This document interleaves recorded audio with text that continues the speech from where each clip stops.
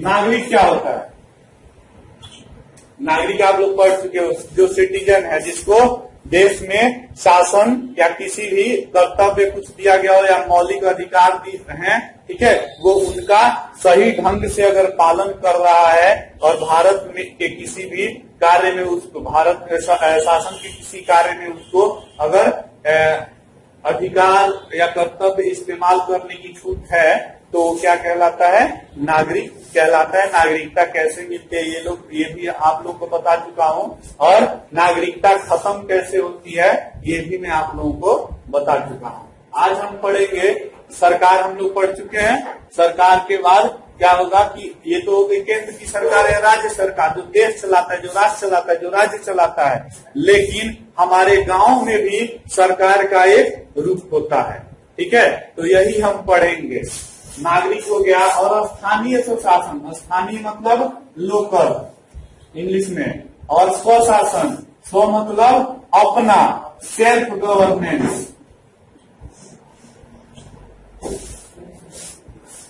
Self governance या अपना शासन, अपनी सरकार, अपना शासन। इसको अपना शासन क्यों बोलते हैं? क्योंकि इसमें आप ही क्या होते हो? आप मुखिया हो जाते हो, आप वार्ड के सदस्य हो जाते हो, आप जिला परिषद के सदस्य हो जाते हो, आप पंचायत समिति के सदस्य हो जाते हो, या फिर आप नहीं होते हो तो आपके अपने, ठीक है, कोई आपका जो अपना है वही क्या करता है? इस शासन में सहयोग करता है, ठीक है। तो अब लिख लीजिए स्थानीय स्वशासन का अर्थ क्या है।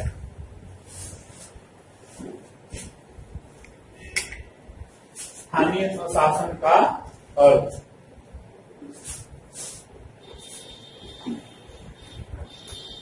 स्थानीय स्वशासन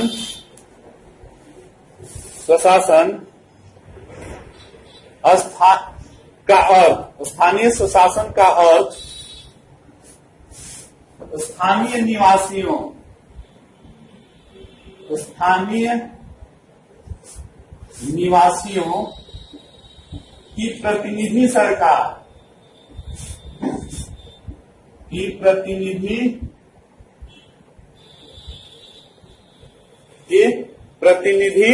सरकार है। निधि में एक प्रतिनिधि सरकार, प्रतिनिधि सरकार है, जिसकी स्थापना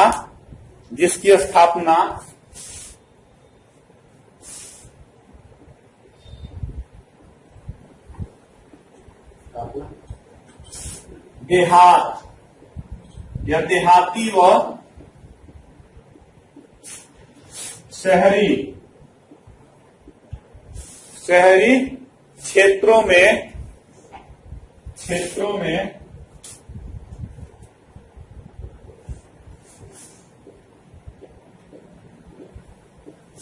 स्थानीय निवासियों के प्रशासन, स्थानीय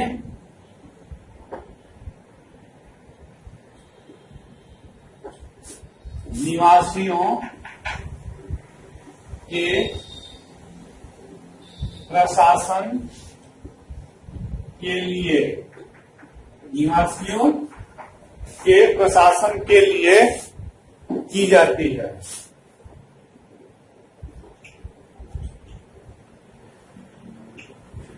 ठीक है, इसमें क्या आ जाता है? शहर, छोटे छोटे शहर है, वहां पे नगर पालिका, नगर परिषद, ठीक है, इस तरीके का होता है ना, म्यूनिसिपैलिटी जिसको इंग्लिश में बोलते हो, या गांव में होता है कि ग्राम पंचायत है, वार्ड है सबसे छोटा, तो वार्ड के बाद ग्राम पंचायत हो गया, ग्राम पंचायत के बाद पंचायत समिति है, पंचायत समिति में के बाद जिला स्तरीय है। तो स्थानीय स्वशासन को 3 स्तरों पर विभाजित किया जाता है। पहला स्तर हो जाता है, लिख लेते हैं। अच्छा, इसका अभी महत्व देख लो क्या क्या है। स्थानीय स्वशासन का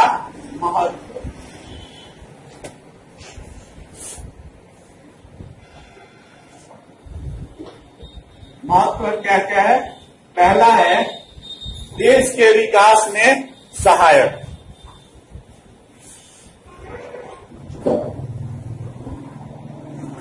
देश के विकास में सहायक,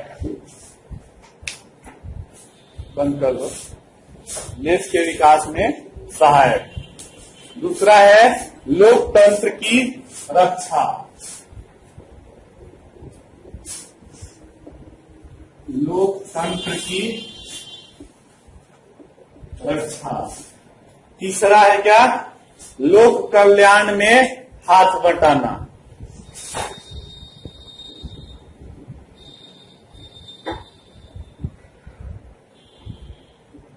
कल्याण में हाथ बटाना। और चौथा क्या है, स्थानीय समस्याओं का हल।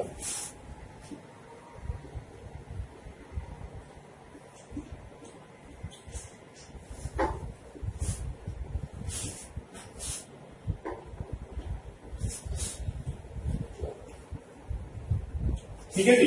अब देखो पहला जो पॉइंट है इसमें है कि देश के विकास में सहायक।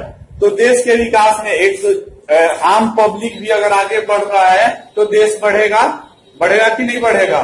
ठीक है, तो स्थानीय स्वशासन क्या करता है, आम पब्लिक, आम जनता जिसको बोलते हैं, तो आम जनता के विकास के लिए अलग अलग चीजों का निर्माण करेगा। उनको कुछ अवेयरनेस, जैसे पल्स पोलियो पिलाया गया, तो पल्स पोलियो पिलाया गया तो किस लेवल पे पिलाया गया, हर व्यक्ति हर परिवार तक पिलाया गया ना। ठीक है, तो इस तरीके के बहुत सारे काम हैं जिनको केंद्र सरकार सीधे सीधे ऊपर से नहीं कर सकती है। ठीक है, उसके लिए क्या करना होगा, हर गांव के हर घर तक पहुंचना होगा। ठीक है, तो हर घर के हर व्यक्ति तक जो पहुंचने का जो कार्य है वो स्थानीय स्वशासन करती है। आपको स्वच्छता की जानकारी दी जाएगी, आपको ये जानकारी दी जाएगी कि भाई ये आप ऐसा करेंगे तो बीमारियों से बचे रहेंगे। ठीक है, तो इन सब चीजों से क्या होगा, आप बढ़ेंगे तो देश बढ़ेगा, आपके अंदर विकास होगी। आप अगर किसी परिवार की मृत्यु दर कम होती है तो उससे देश का मृत्यु दर कम होगा। परिवार में शिक्षा बढ़ेगा तो जुड़ते जुड़ते पूरे देश की शिक्षा बढ़ेगी। ठीक है, तो ये देश के विकास में सहायता करता है। ठीक है, आपके घर में कोई उद्योग धंधा लगेगा तो उससे देश का भी विकास होगा। सेकंड, लोकतंत्र की रक्षा। लोकतंत्र की रक्षा किस तरीके से करती है कि जैसे मान लीजिए आपको वोट देना है तो मत किसको दें। ठीक है, आप कहाँ से सीखते हो, वही मुखिया चुनते हुए, सरपंच चुनते हुए, वार्ड सदस्य चुनते हुए, बीडीसी चुनते हुए। ठीक है, या फिर जिला परिषद का सदस्य चुनते हुए आप अपने दिमाग का इस्तेमाल करते हैं, मस्तिष्क का इस्तेमाल करते हैं कि वोट किसको दें, उसको दें जो देश का विकास करेगा, क्योंकि देश के विकास में ही हमारा विकास निहित है। ये अलग बात है, वो जब हम बात करने लगते हैं कि हम वोट देते हैं किसको, जाति धर्म के आधार पर, तो जो ये जो है वो नकारात्मक बातें हैं, ये दोष में आ जाता है। लेकिन अगर इन दोषों को छोड़ दें कुछ देर के लिए तो क्या होता है, क्या होगा कि अगर सिर्फ गुण देखा जाए तो ये जो स्थानीय स्वशासन है ये लोकतंत्र की रक्षा के लिए बहुत ही जरूरी तत्व है। ठीक है, थर्ड, तीसरा है लोक कल्याण में हाथ बटाना। लोक कल्याण में कैसे हाथ बटाते हैं, जैसे मातृ कल्याण केंद्र, मान लीजिए माता जो होती है माताएं, मतलब बच्चा जैसे जन्म ले रहा है उसके पहले उसको शिक्षा दी जाए। बहुत लोगों को जानकारी नहीं है, अनपढ़ महिलाओं को। ठीक है, तो वो बच्चों को उतना उचित परिवर, अगर वो गर्भ में है तो अभी उचित परवरिश नहीं मिल पाती, उनको क्या खाना है, क्या नहीं करना है, क्या करना है, इन सब चीजों की जानकारी नहीं होती है। ठीक है, और बच्चा क्या होता है, वो अगर या तो जन्म के बाद नहीं तो पहले कुपोषण का शिकार हो जाता है। ठीक है, तो इन सब चीजों की भी स्थापना, सबको जानकारी देना, जैसे आंगनवाड़ी के भी लोग हैं, आशा होती हैं, फिर और भी मतलब कार्यकर्त्री होती हैं, महिलाओं को बनाया जाता है कि आप जाइए लोगों को बताइए, ये सब शिक्षा दीजिए। ठीक है, या फिर शिशु का अस्पताल हर जगह छोटा छोटा, जैसे मान लीजिए बच्चे की तबीयत खराब हो गई तो सारे बीमारी के लिए बड़े बड़े हॉस्पिटलों में तो नहीं जाएंगे, और आपके पास अगर देश की जनता बहुत गरीब है तो गरीब लोग कहाँ जाएंगे? गरीबों के लिए भी तो सरकार कुछ सोचती है ना, तो गरीबों के लिए छोटे छोटे अस्पताल बनाए जाते हैं, ठीक है, छोटे छोटे चिकित्सालय बनाए जाते हैं जहाँ पे एक नर्स एक डॉक्टर को बैठाया जाता है, ठीक है, या फिर ये बड़े बड़े लेवल पे भी जिला स्तर पे भी होता है, सरकारी अस्पताल बनते हैं। तो इस तरीके से लोक कल्याण में भी हाथ बटाते हैं। जिला परिषद का काम है कि भाई गंदगी ना फैले, कहीं पे गंदगी नहीं फैलेगा, ठीक है, तो बीमारी कम होगी, बीमारी कम होगी तो मृत्यु दर घटेगी, मृत्यु दर घटेगी तो फिर से देश का विकास होगा। तो इस तरीके से ये अच्छाइयां हैं। स्थानीय समस्याओं का हल, स्थानीय समस्या में मान लीजिए किसी का घर जल गया, ठीक है, तो जल गया तो उसके लिए एक ही बार फायर ब्रिगेड तो नहीं बुलाया जाएगा ना, सब गांव के आसपास के लोग मिलके बढ़ाएंगे। या मान लीजिए किसी का घर जल गया, उसको तुरंत खाने रहने की व्यवस्था करना है, तो गांव के सारे लोग मिलकर के क्या करते हैं? उनको कुछ देते हैं, या फिर पंचायतें मिलकर के कोई निर्णय लेती हैं, उसको माना जाता है, ठीक है। या फिर दो लोगों के बीच में कोई झगड़ा हो गया, तो झगड़े के लिए कई बार देखा होगा कि सब केस में सारी पुलिस ही काम नहीं करती है, कुछ काम क्या होता है कि कई लोगों को बैठ के पंचायत में जाइए, पंचायत में क्या करेंगे? निर्णय होगा कि भाई आप लोग आपस में नहीं लड़िए, या फिर अगर किसी को सजा देनी है कि आपकी गलती है तो उसको समझाया जाएगा, नहीं मानेगा तो फिर दोबारा से उसको सजा दी जाएगी। लेकिन ज्यादा सजा देने का अधिकार पंचायतों को नहीं होता है, ठीक है, क्योंकि अगर ऐसा रहे तो हो सकता है कोई किसी का दुश्मन हो तो उसको गलत सजा दे दे, ठीक है। तो इस तरीके से कुछ निगेटिव पॉइंट्स को छोड़ दें तो स्वशासन जो होता है वो इन सब चीजों के लिए आवश्यक होता है, ठीक है। अब लिखिए इसमें स्थानीय स्वशासन भी दो तरह से होती है। कौन कौन सी? स्थानीय स्वशासन के प्रकार, स्वशासन के प्रकार में पहला फर्स्ट क्या होगा? शहरी, ठीक है। शहरी स्वशासन क्या हो जाता है? नगर निगम,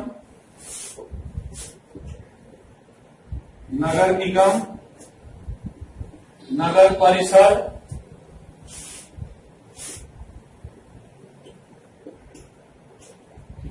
या फिर सुना होगा कैंटोनमेंट एरिया होता है ना।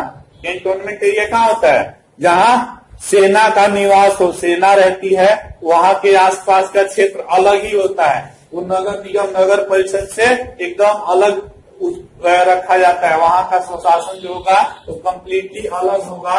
कैंटोनमेंट, कैंटोनमेंट दूसरा, हाँ इसी में है नगर परिषद, कैंटोनमेंट, या फिर क्या होता है? क्षेत्रीय विकास प्राधिकार, क्षेत्रीय विकास प्राधिकार।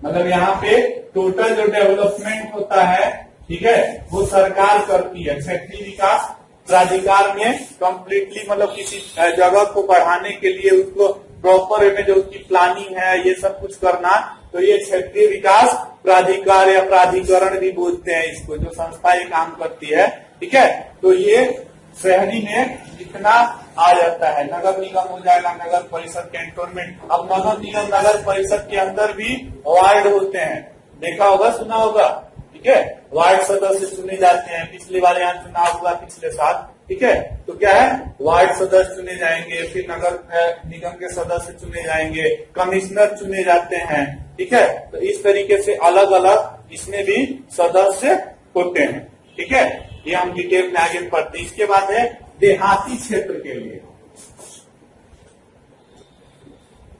देहाती क्षेत्र में क्या होता है बताओ? देहाती क्षेत्र ग्राम पंचायत, पंचायत समिति, ग्राम पंचायत और पंचायत समिति में क्या अंतर है जी? बताओ। पंचायत समिति होता है प्रखंड लेवल पे, ठीक है। मतलब देहाती स्वशासन को 3 भागों में बांटा जाता है। एक होता है ग्राम स्तर, दूसरा होता है प्रखंड स्तर और तीसरा होता है जिला स्तर।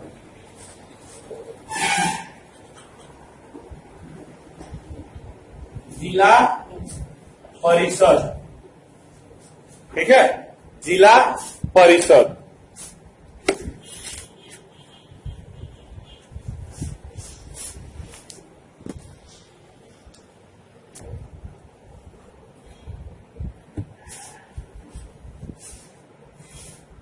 हो गया। अब इसमें लिखना शुरू कीजिएगा ग्राम पंचायत। हम शुरू करते हैं छोटे लेवल से, जाएंगे नगर निगम और नगर पालिका तक, ठीक है।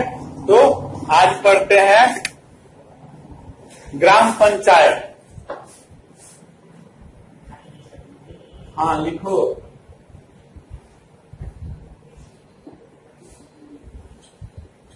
ग्राम पंचायत सबसे पहले कब शुरू हुआ? 1947 में बिहार में पंचायती राज कानून बना। 1947 भारत जब आजाद हुआ, 1947 में बिहार में पंचायती राज कानून बना, ठीक है। लेकिन बनते ही लागू नहीं हो गया तो 2 साल लगे। 1949 में ग्राम पंचायतों की स्थापना होने लगी। 1949 में ग्राम पंचायतों की स्थापना होने लगी।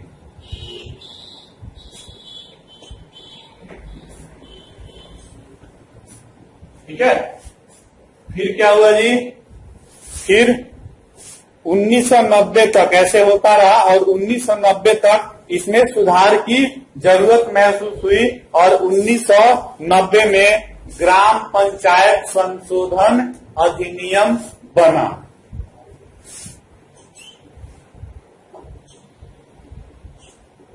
ग्राम पंचायत संशोधन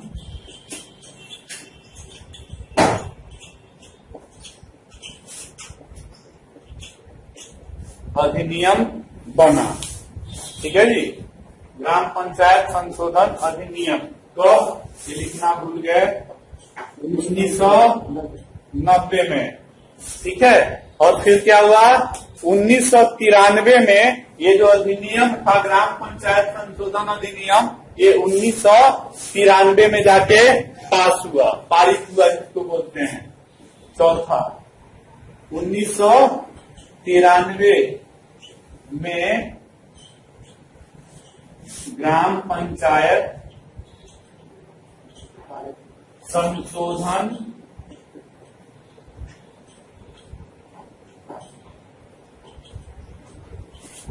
अधिनियम पारित हुआ, ठीक है जी।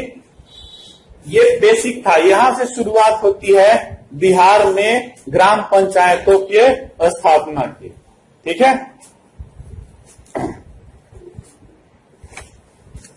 हो गया इतना। ये 4 पॉइंट। 47 में क्या हुआ? पंचायती राज कानून बन गया, उसके बाद पंचायतों की स्थापना होने लगी। लेकिन बहुत दिनों तक बीच में 1990-93 के पहले, ठीक है, क्या हुआ था कि बीच में पंचायतों का चुनाव रुक गया था, ठीक है। चुनाव नहीं हो रहे थे और जो एक बार 15 साल, 20 साल, 30 साल पहले जो मुखिया चुन लिए गए थे, वही लोग कंटिन्यूटी में मुखिया का काम कर रहे थे, ठीक है। तो फिर जरूरत महसूस हुई कि दोबारा से ग्राम पंचायत अधिनियम में कुछ संशोधन किए जाएं, उनकी बुराइयों का त्याग किया जाए और कुछ अच्छी चीजें जोड़ी जाएं, क्योंकि 1949 की जो बातें थी वो 1990 तक 50 साल के लगभग आ करके और क्या हुई? पुरानी हो गई। उस टाइम पे भारत देश का माहौल अलग था, इस टाइम पे भारत का माहौल अलग था। ठीक है। तो अब हमें सुधार की जरूरत महसूस हुई और तब हमने क्या किया, उस संशोधन अधिनियम में सुधार करके और उसको बनाया। लेकिन 3 साल के बाद ये पंचायत अधिनियम पारित हुआ। अब इसके बाद पढ़ते हैं हम कि ग्राम पंचायतों का संगठन कैसे किया जाता है।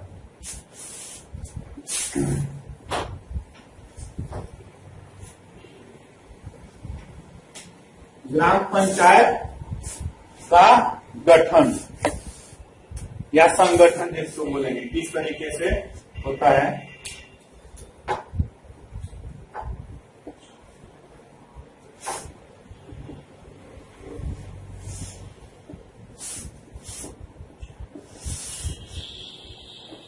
ग्राम पंचायत का संगठन,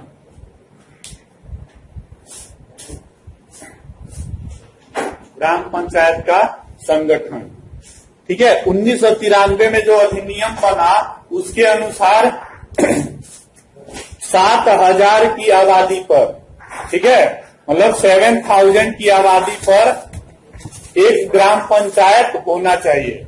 कितनी आबादी? 7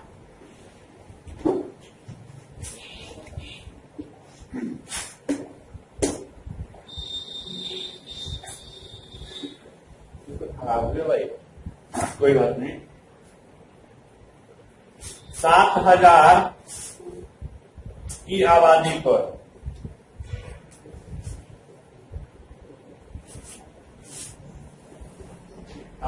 पर ग्राम पंचायत का, ठीक है। इस एरिया में समतल क्षेत्रों में, ठीक है, जो समतल क्षेत्र है वहां पे अगर 7,000 की आबादी हो तो क्या होगा, एक ग्राम पंचायत बनाया जाएगा। लेकिन पठारी क्षेत्र में ये कितना है बताओ? पठारी क्षेत्र में कम होना चाहिए कि ज्यादा होना चाहिए? कम होना चाहिए। तो पठारी क्षेत्र में है 5,000, ठीक है। 5,000 की आबादी और एक ग्राम पंचायत का, बर्बादी लिख दिया भाई हमने, आबादी पर कहा, पठारी क्षेत्र में। ये बहुत इंपॉर्टेंट पॉइंट है, ठीक है।